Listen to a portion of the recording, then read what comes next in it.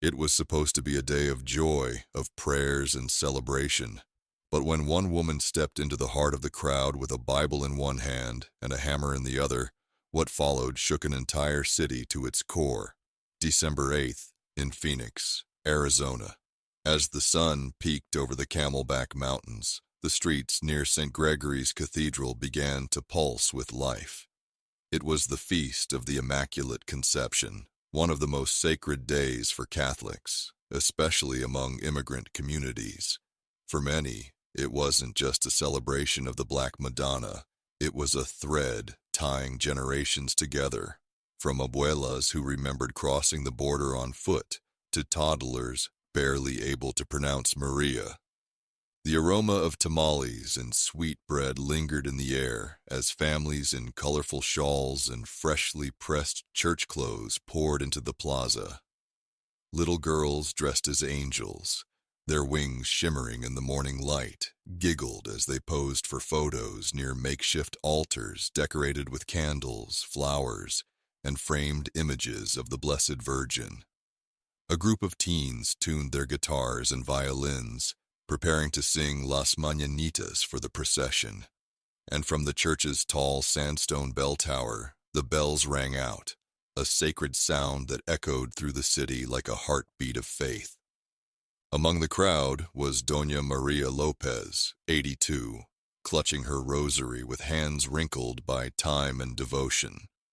She had walked 3 blocks with her walker, determined to bring the white lilies she grew herself for the mother who never abandoned me, she whispered to a volunteer. Near her stood Carlos Torres, 41, a construction worker who had just finished a night shift and hadn't slept. He held his daughter's hand as tightly as he held his belief that the Black Madonna had protected him when a steel beam once nearly fell on his head. Children ran beneath banners and balloon arches. Elders prayed quietly near the statue of Our Lady. For a few hours, it felt as if nothing in the world could go wrong. But just outside the gates of this celebration, a woman parked her car and stepped out alone. She didn't carry flowers. She didn't come to pray. Her name was Sarah Vance. To most of the crowd, she was a stranger, but to thousands of followers online, she was known as Pastor Sarah, the voice behind a viral podcast series titled Truth Over Tradition. Her tone was sharp, her words unfiltered. She had built an entire movement on challenging what she called spiritual idolatry, and in her mind, nothing symbolized that more than the Black Madonna. As the procession prepared to begin, Sarah moved quietly through the growing crowd. She wore no cross, no veil, just a black coat, dark jeans, and boots that echoed slightly on the old cobblestones. In her bag, 2 objects rested against each other, a worn-out Bible marked with 2 decades of sermons, and a silver lighter that had never been used. And although no one noticed her yet, something in the air shifted the moment she stepped into the plaza, a feeling that someone had just walked in, not to worship, but to confront the very core of what this celebration meant. And within the hour, everything would change. Want to hear what really happened?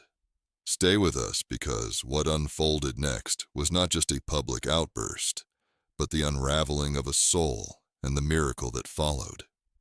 To anyone watching her from a distance, Sarah Vance looked like any other woman passing through town. Mid-40s, sharp jawline, auburn hair pulled into a practical ponytail, no jewelry, no makeup, no signs of celebration on her. But there was something in her gait, deliberate, almost too controlled, that suggested this wasn't a casual visit. What no one in Phoenix knew that morning was that Sarah wasn't a tourist, a pilgrim, or even a curious passerby. She was a pastor, and she had come to burn her past. 10 years ago, Sarah Vance was a rising star in the evangelical world. A former youth counselor from Baton Rouge, she had relocated to Phoenix, Arizona, where she built a congregation from scratch, the Living Word Revival Church, in a rented school gymnasium. Within 3 years, she was preaching weekly to over 500 people and live streaming sermons to a national audience. She wasn't flashy. She didn't use smoke machines or LED walls like the mega churches in Dallas, but she had something far more magnetic, an intensity of conviction that bordered on dangerous charisma. Her voice could go from soft whispers of grace to thunderous declarations of judgment in the same breath. And when she spoke of Miriam, the Virgin Mother revered by Catholics around the world, her words turned to ice. You pray to statues. You follow a woman who's not the Savior. You bow to a mother and ignore the Son. For years, those sermons were the most shared, most debated clips on her podcasts. Some called her brave. Others called her bitter. Few knew why her hatred for the Black Madonna ran so deep. Only a handful of people in her inner circle knew about Ben, her only son, the child she had at 19, raised on her own after his father walked out and baptized under a wooden cross her father had carved with his bare hands. Ben was her everything. He was the reason she became a Christian in the first place, the reason she turned her life around, the reason she believed in divine protection, until the accident. It happened on a rainy Tuesday morning, barely past sunrise on Interstate 35. A drunk driver ran a red light. Ben never stood a chance. Sarah stopped preaching for 6 months, and when she returned, something had changed. Gone were the sermons on healing and grace. Instead came fire, condemnation, fury disguised as theology. She became obsessed with the idea that she had been lied to, that the comfort she once found in prayer to the Mother of Sorrows was nothing more than spiritual betrayal. She began to read fringe theology, doctrines that denied the veneration of the Black Madonna altogether. She dismantled every Catholic relic in her home. She deleted old photos of her and Ben standing beside statues of the Blessed Mother. She cut off old friends who still called the Black Madonna Mother. And she started hearing a voice, not in the metaphorical sense, a literal voice, at first in her sleep, then during prayer, then at odd moments in the day, whispering that her son had died because of idolatry, that she had put her faith in the wrong figure, that the only way to make it right was to show the world the truth. Her congregation grew concerned. So did her assistant pastors. But every time someone tried to intervene, she dismissed them with a tight smile in the same line. I'm going on retreat. I need to spend some time with the Lord. In reality, Sarah had packed a single suitcase and left Phoenix in the dead of night. She turned off her phone, wrote no letters, left no forwarding address, and drove southwest, 400 miles through the empty plains of West Arizona, across dry stretches of desert dotted with gas stations and abandoned churches, past towns where signs still read, Jesus saves, in peeling paint, past places where she once held revivals. All the while, the voice inside her whispered like a match waiting to be struck. Phoenix, feast day, Catholic celebration, a perfect place to make a statement. By the time she reached the city limits, Sarah had made peace with what she planned to do. In her passenger seat sat a leather-bound Bible, worn, highlighted, scribbled with years of notes, and a brand-new silver lighter still in its packaging. She believed what she was about to do wasn't madness. It was obedience. As the procession gathered and songs rose through the cold morning air, Sarah waited at the edge of the plaza, unnoticed for now. But the storm she carried within her was moments away from breaking loose. And when it did, no one in that square, young or old, priest or parishioner, would ever forget the name Sarah Vance. She didn't leave a note. Not for her congregation, not for her assistant pastor, not for her sister, who lived just a few blocks away in Phoenix. The only sound in the early morning darkness was the click of a suitcase wheel bumping down concrete steps and the hollow slam of a front door that wouldn't be opened again for weeks. Sarah Vance had disappeared. She told no one where she was going. She disabled her church's website, turned off the live stream feeds, deleted every upcoming sermon from the planning calendar. Her last social media post was a Bible verse, Ecclesiastes 3:7, a time to be silent and a time to speak.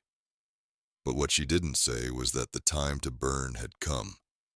Her SUV, a black 2016 Chevrolet Traverse with tinted windows and a cracked rosary stuffed into the glove compartment from years past, headed west, cutting through the waking silence of Phoenix's suburbs and into the wide-open desolation of West Arizona. No radio, no podcasts, just the wind and the voice. It didn't scream, it didn't shout, it whispered. You were called to cleanse what has been corrupted. You were chosen. The people need to see. She drove through Tucson by noon, barely glancing at the historic mission-style churches dotting the horizon. Her gas stops were mechanical, pump, restroom, no eye contact. In one dusty town, she passed a Catholic bookstore. In the window, a statue of the Black Madonna, hands clasped in prayer. Sarah's grip on the steering wheel tightened. How many more will be lost because of her? The voice was louder now, stronger. By the second day, her eyes were bloodshot. She hadn't slept. Motel beds offered no rest. Nightmares chased her into the dark, all starring the same image. Ben, her son, reaching out for her from a field of flames. And behind him, always behind him, the serene face of the Black Madonna, watching in silence. On the third morning, Sarah crossed into Maricopa County. As the Franklin Mountains appeared in the distance, so did the first road signs. Feast Day Celebration. Downtown Procession begins at 8 a.m. Posters hung from light poles draped with images of the Black Madonna surrounded by roses and gold light. Entire blocks had been decorated overnight. Sidewalk vendors already setting up tables with candles, scapulars, prayer cards. The city was preparing for something beautiful. Sarah was preparing for something else. She pulled into a small roadside motel near the outskirts of town, a place called La Paloma Inn, where the fluorescent vacancy sign flickered like a dying breath. She paid in cash. No ID. Inside the room, she opened her duffel bag and laid out its contents with quiet precision. The Bible she'd used for 20 years, leather cover worn, bookmarked with yellowing post-its.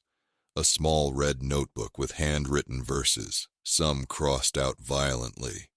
A lighter, polished silver, bought from a hardware store 2 towns back, and a photo of Ben bent at the edges, slightly torn at the corner. His face, maybe 10 years old, frozen in time, smiling beside a statue of the Blessed Mother during a church field trip.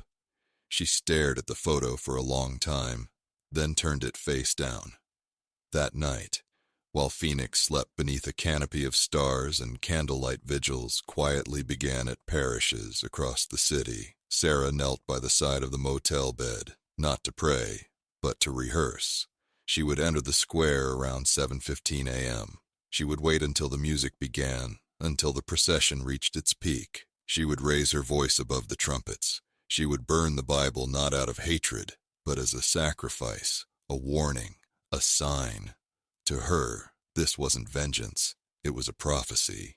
And so, as the city awakened to faith and celebration, Sarah Vance stepped out into the dawn, not as a lost mother, not as a grieving woman, but as someone fully convinced that what she was about to do was not destruction, but revelation. At precisely 7:26 a.m., the first trumpet pierced the morning air. The mariachi band stationed near the cathedral steps began playing Las Mañanitas as flower petals floated down from balconies above. Hundreds of voices joined in song. Children in white robes and golden sashes marched in careful rows, followed by dancers in Aztec regalia whose feathered headdresses shimmered under the rising sun. The feast day procession had begun.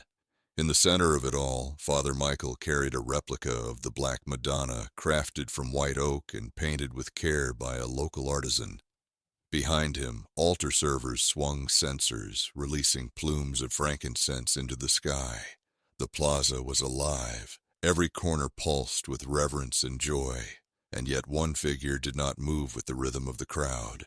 Sarah Vance stood near the center of the square, still as a stone, eyes locked on the statue approaching. Her hands gripped the edges of her Bible so tightly that her knuckles blanched. The silver lighter in her coat pocket pressed cold against her side. Just a few steps away, Isabel Ramirez, 10 years old, danced with her cousins, unaware that her laughter was echoing beside a storm. Her grandmother, Doña Lutia, prayed silently behind her, eyes closed, lips moving in rhythm to the rosary beads sliding between her fingers. The air, warm and full of music, was about to change. At 7:31 a.m., Sarah stepped forward. At first, no one noticed. With so many people gathered, a shift in the crowd meant nothing. A mother adjusting her baby's blanket. A man raising his phone to record. But then came the sound no one expected. Miriam is a lie. The words rang out loud, sharp, unnatural. They cut through music and prayer like a blade through silk. The band stopped mid-note. Conversations broke off in mid-sentence. Children looked up. Parents froze. A collective shudder passed through the crowd like a cold wind across a wheat field. Sarah raised the Bible over her head. You've been worshiping an idol. She is not the way. This is idolatry. Gasps, cries. Some thought it was a prank. Others instinctively moved to shield their children. A few began filming. Father Michael stopped walking. The statue in his arms suddenly felt heavier. His face lined with decades of compassion, tightened in a way few had ever seen. Sarah flipped open her Bible, hands trembling, but not with fear, with purpose. 20 years I preached lies. I led people into darkness. Not anymore. Then, from her pocket, she pulled the lighter. The glint of silver caught the morning light. A stunned silence blanketed the plaza. Thousands of souls holding their breath as if time itself had frozen. Click. The flame appeared small, almost laughably so at first, just a flicker. But when it touched the edge of the worn, yellowed pages, the fire spread fast. The book ignited. A breathless cry rose from the crowd. "No, no!" someone screamed. "Oh my God, what is she doing?" Another shouted. Parents yanked their children behind them. Grandmothers dropped their flowers. Several people ran toward Sarah but stopped short, stunned by the conviction in her eyes. Doña Lutia wept openly, clutching her rosary. "Señora, ten piedad," Father Michael whispered under his breath. "Forgive her. She doesn't know." But even he couldn't move at first. The shock was paralyzing. Sarah held the burning Bible like a torch, turning slowly so every face could see. This is what you've worshipped. Paper, ink, lies." Ash began to fall like black snow. The smell of charred leather and burnt scripture replaced incense in the air. Some screamed, some sobbed, others simply watched, frozen by the horror of witnessing a sacred act undone in public by one of their own. The fire consumed half the Bible before Sarah let it fall to the cobblestones. Still burning, her voice cracked now, strained by the effort. "This is your warning. Wake up. You've been deceived for centuries." It was not just a protest. It was a sermon. A violent, desperate plea from a woman convinced that this destruction was divine duty. The square was no longer a celebration. It was a battlefield of belief. And in the heart of it stood a woman on fire. Not with flames, but with fury. What no one knew What no one could have known was that this moment, as horrifying as it seemed, was only the beginning, because behind that fury, something else was rising. A crack, a tremble, a shift in the very soul of Sarah Vance, and the plaza would soon witness not only her fall, but her reckoning. The Bible continued to burn, its pages curled and blackened, the edges glowing like dying embers from a long-forgotten fire pit. Smoke rose into the crisp Arizona morning air, carrying with it the smell of scorched scripture and something else, something heavier. Grief. Sarah Vance stood in the center of it all, chest heaving, lips trembling, but her voice was gone now. Not because she'd stopped preaching, but because there was nothing left to say. For a few seconds, it seemed as if time held its breath. Then a voice broke the silence, small, soft, from the edge of the crowd. "Why is she doing that to the Bible, Mama?" A little boy, 6, maybe 7, clung to the skirt of his mother's coat. Tears welled in his eyes as he stared at the ashes on the ground. His mother, Maria Hernandez, pulled him close, shielding him instinctively. Just look away, mijo," she whispered, though her own eyes refused to move from the woman at the center of the storm. Nearby, Father Michael finally stepped forward. He handed the statue of the Black Madonna to 2 altar servers and began cutting through the crowd, his white robes swaying behind him. His eyes locked on Sarah. His footsteps were slow but deliberate. He'd seen many things in 40 years of priesthood: protests, vandalism, even threats. But this was different because as he drew closer, he didn't just see the fury in Sarah's face. He saw the crack forming behind it. She was shaking now, not with rage, but with something else. Doubt, fatigue, regret. "You're not free yet, are you?" he said calmly. "That's why you're still trembling." Sarah didn't respond. Her eyes darted across the crowd, scanning faces that weren't full of hate like she expected, but of sorrow, confusion, even compassion. Near the front stood Doña Beatriz, an 81-year-old matriarch who had lived through more than one religious persecution in her lifetime. Her voice was barely more than a whisper, but those near her heard it. "She's not a monster. She's a mother in pain." And it was true because beneath the layers of theology, doctrine, and dogma, beneath the anger and the accusations, Sarah Vance was still a woman who had buried a child. The lighter she had used now lay cold and forgotten at her feet.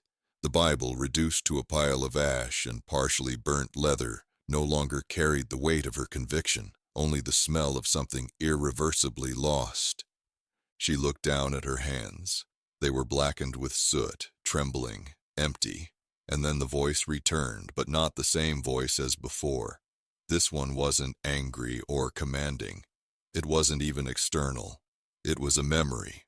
Ben's voice, faint like the echo of a dream she hadn't had in years. "Why do you always cry when you talk about her, Mom?" She could still feel his tiny fingers touching her face, his innocence, his questions.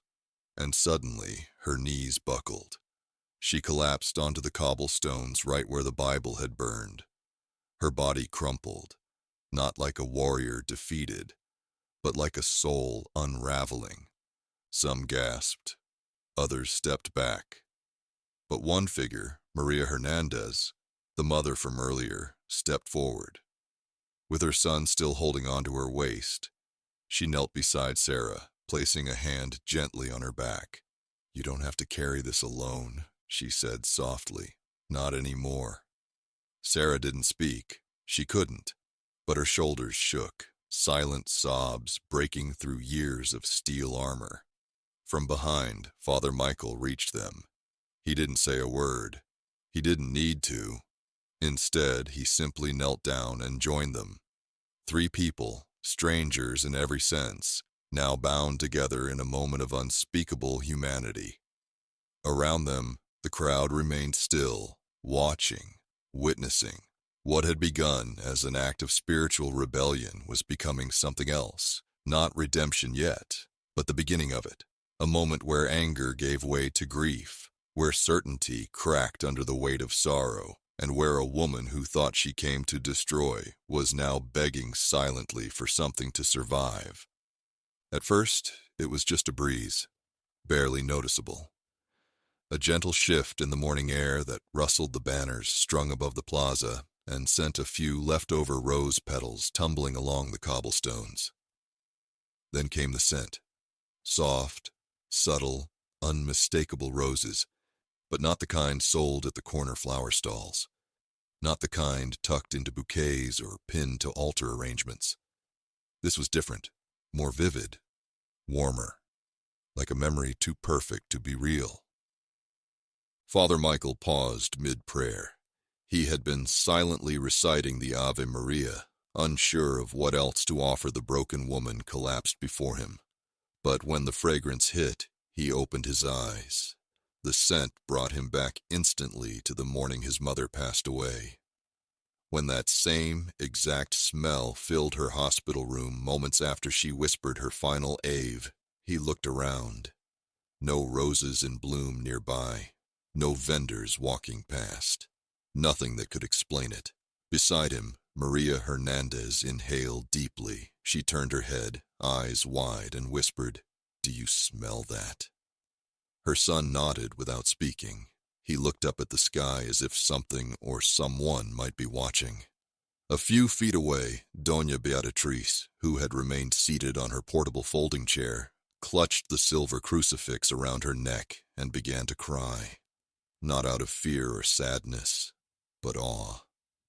"She's here," the old woman murmured. "La Virgencita está aquí." And across the plaza, more heads turned, more faces lifted. People stopped checking their phones. The energy shifted again, but not like before. Not with panic, with wonder. Even Sarah noticed it. Her sobs slowed. The noise of the crowd faded, and what replaced it was not silence, but presence. Thick, quiet, heavy as velvet. She lifted her head, eyes red, hands covered in ash, lips cracked from shouting, but something in her expression changed. For the first time since she arrived, her face softened. "No," she whispered to herself, "that's not possible." But the scent didn't fade. It grew stronger, spilling over the plaza like invisible incense, curling through every corner of the square, dancing above the ashes of the burned Bible as if to claim what had been destroyed. A group of women began to kneel. No one told them to. It was instinct, reverence. In the distance, the mariachi band, who had dropped their instruments minutes earlier, picked up their violins again, almost without realizing. One of them, his eyes glistening, played a single note. Then another. It was an Ave Maria, and it spread like fire, but not the kind Sarah had lit. This fire healed. Somewhere behind the crowd, a child began to hum along, then another. Then the entire plaza, 1,000 strong, lifted their voices in a trembling, spontaneous hymn. Sarah clutched her chest. It wasn't pain. It wasn't shame. It was something else. A warmth spreading beneath her ribs, foreign but familiar, like something she had buried years ago was stirring awake. A memory. Her son Ben, no more than 4 years old, offering her a flower outside a church after his first communion. "It's for her," he'd said, pointing to the statue. "She's his mom, so she's like ours too." The tears came again, but now they didn't burn. They cleansed. As the final notes of the Ave Maria floated upward, Sarah turned slowly and saw it. A young boy, no older than 7, stood at the edge of the crowd. He held a hand-drawn picture in his hand, extended toward Sarah without a word. His face was calm, his eyes kind. Sarah stared, trembling. She reached out as her fingers brushed the paper. The scent overwhelmed her senses. Richer now, undeniable. Roses, forgiveness, home. And at that moment, in the center of a plaza she once vowed to desecrate, Sarah Vance fell forward, not in collapse, but in surrender. She didn't know if the Black Madonna had really come that morning, but she knew one thing with terrifying clarity. She was no longer alone, and the fire inside her was finally quiet. As Sarah knelt in the center of the plaza, a drawing clutched in one hand, the voices around her blurred. The music faded. The people became silhouettes. All that remained was the trembling breath in her chest and the weight of something shifting deep within. She closed her eyes, and suddenly she was no longer in Phoenix.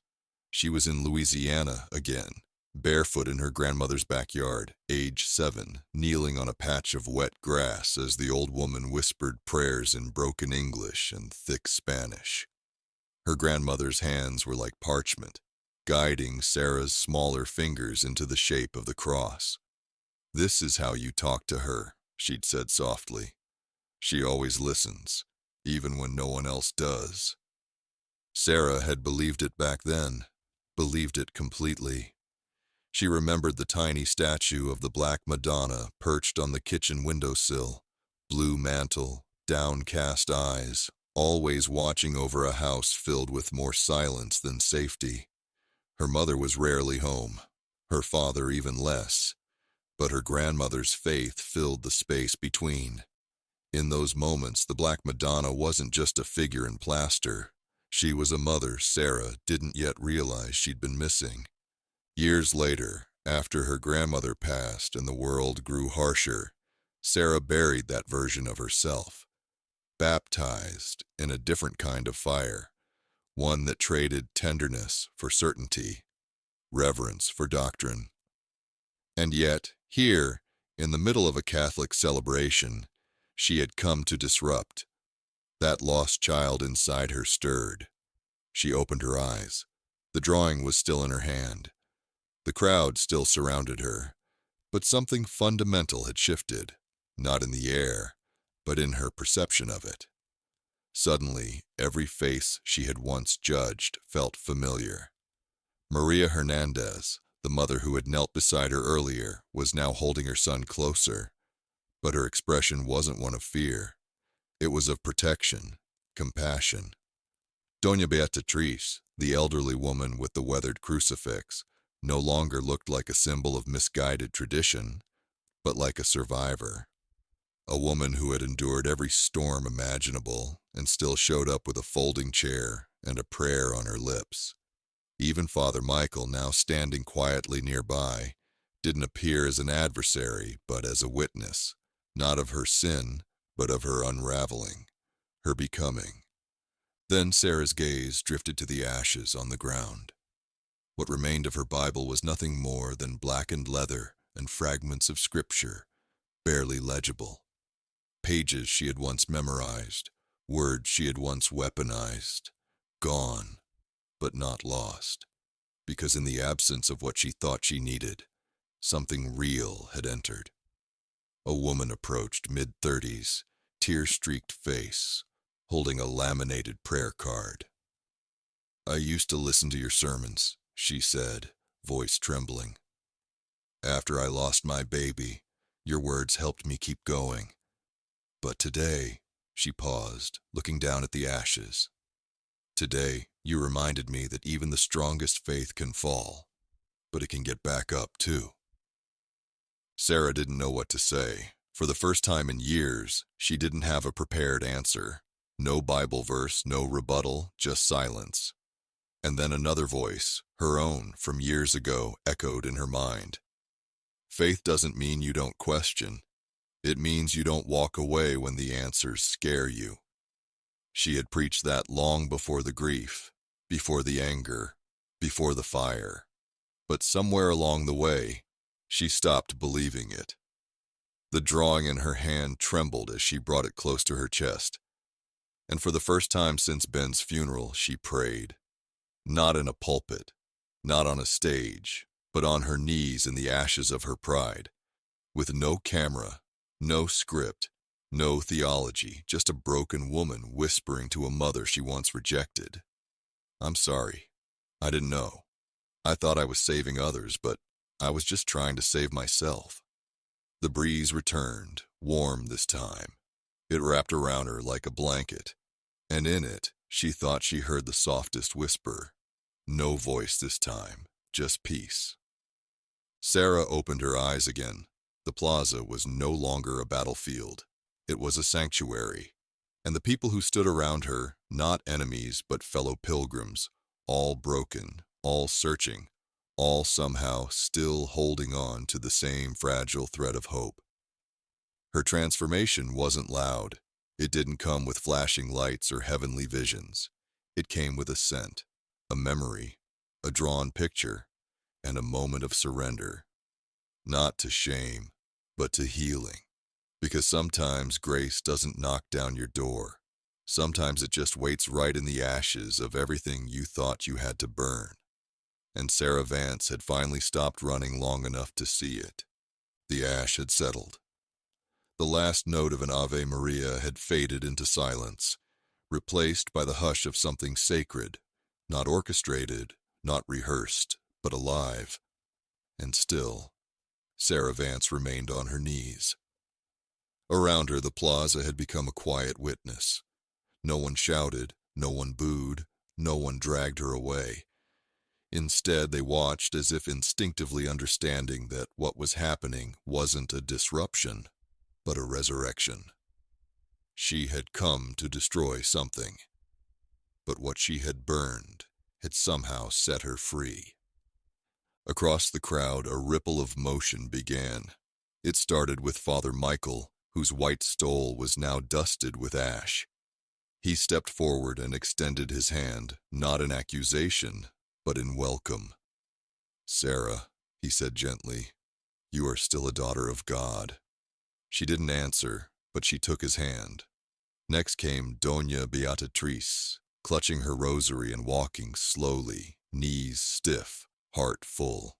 She placed her hand on Sarah's shoulder and whispered in Spanish, voice soft and motherly, "If the Black Madonna could forgive the men who crucified her son, what kind of people would we be if we couldn't forgive you?" Others followed. Maria Hernandez approached with her son, still holding the edge of her blouse. She didn't speak. Instead, she reached into her handbag and pulled out a white prayer cloth. With slow, careful hands, she knelt and began gently wiping the soot from Sarah's fingers. "Let's start here," she murmured, "one hand at a time." The gesture was so intimate, so human, it broke something loose in the watching crowd. What had been a ring of witnesses slowly became a circle of kinship. One by one, people knelt around her. Some offered prayers, others sang softly. A few simply stood nearby, silent, offering presence instead of judgment. Even Mr. Delgado, the elderly vendor who had first shouted, "Blasphemia," when the Bible burned, now stepped forward, hat in hand, face flushed. "I was angry," he admitted, voice rough. "But maybe I was scared more than anything." He looked down at Sarah. "Fear makes fools of all of us. But you stayed." She looked up at him with tears still clinging to the corners of her eyes. "I thought I came here to expose a lie," she said quietly. "But maybe the lie was mine."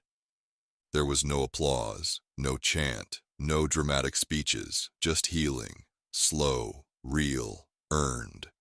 It moved through the plaza, not as spectacle, but as solidarity, as if the people who had gathered to honor the Black Madonna now realized they were also being called to be her, vessels of mercy, patience, and maternal love.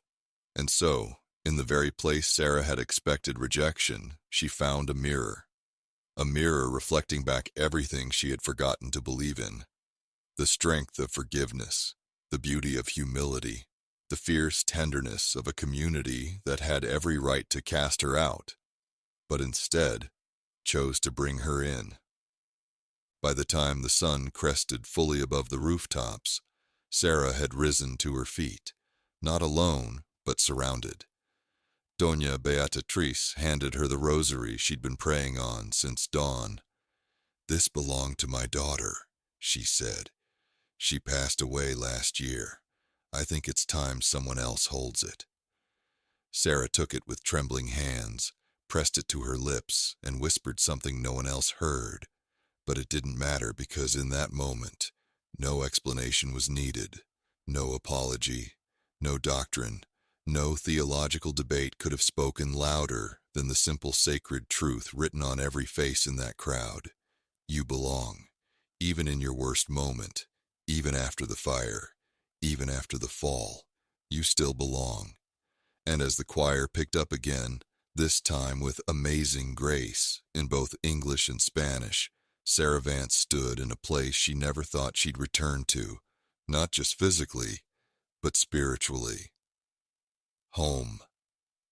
3 days later, the ashes were gone. A gentle winter rain had washed them from the plaza in Phoenix, carried them down storm drains and into the soil where they would become something else entirely.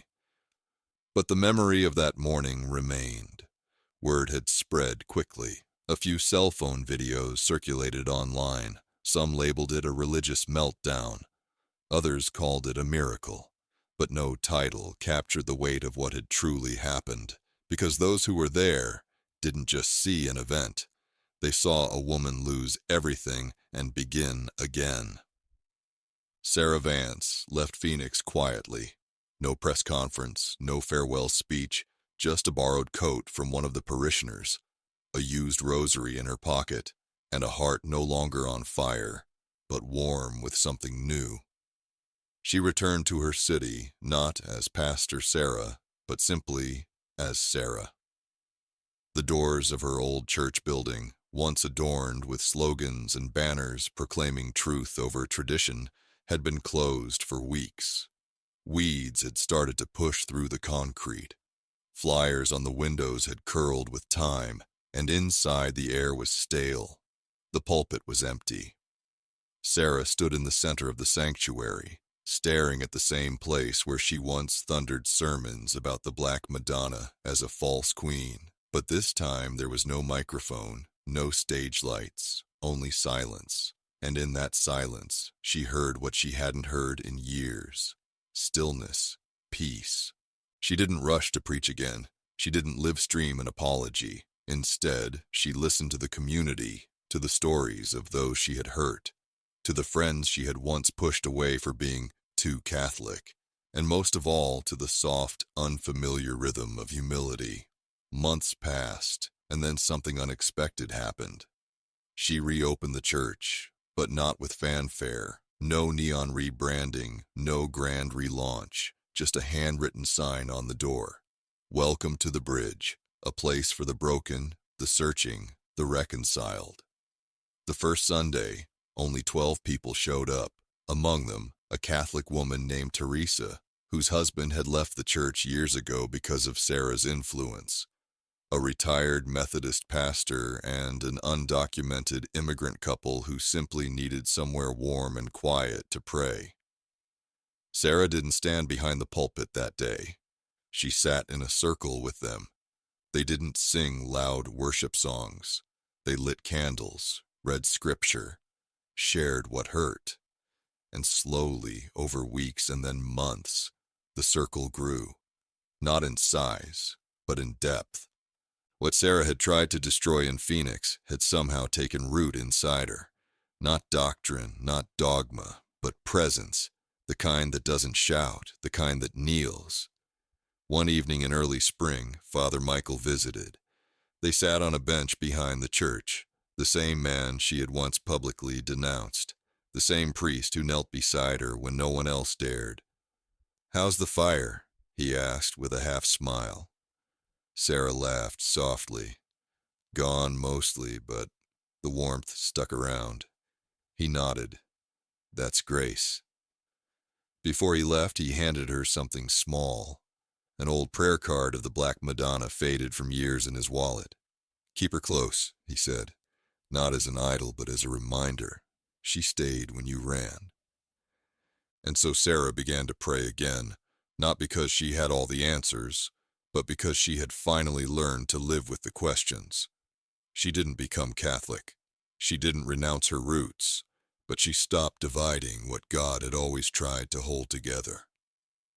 Now at the Bridge, Sunday mornings are quiet. There are no stage lights, no sermon countdowns, just people sitting in folding chairs, passing around Bibles and stories and paint and hope. Sometimes someone brings flowers, roses mostly. No one asks why. One morning, a little boy approached Sarah after the gathering. He had been quiet all service, eyes glued to the plastic statue of the Black Madonna someone had left near the window. "Is she really his mom?" the boy asked. Sarah knelt, smiled, and whispered, "Yes, sweetie, and she's listening always." The boy beamed, then handed Sarah a drawing he had made. The Black Madonna with her arms outstretched, holding a woman with red hair. Sarah's throat tightened. Her hands shook as she folded the paper. "Thank you," she whispered. "I think that's me." Somewhere deep inside Sarah Vance, the fire returned, but not the fire of fury. This one was gentler, more enduring. It didn't burn. It lit the path forward, because this is how grace works. It doesn't erase the ashes. It plants new life in them. It makes something sacred out of the broken. And sometimes the loudest sermons are preached, not from pulpits, but from knees in the dirt. If this story touched your heart, like the video and subscribe to our channel for more true stories of redemption, healing, and the miracles hidden in plain sight. Because sometimes the most extraordinary encounters come through the most ordinary wounds.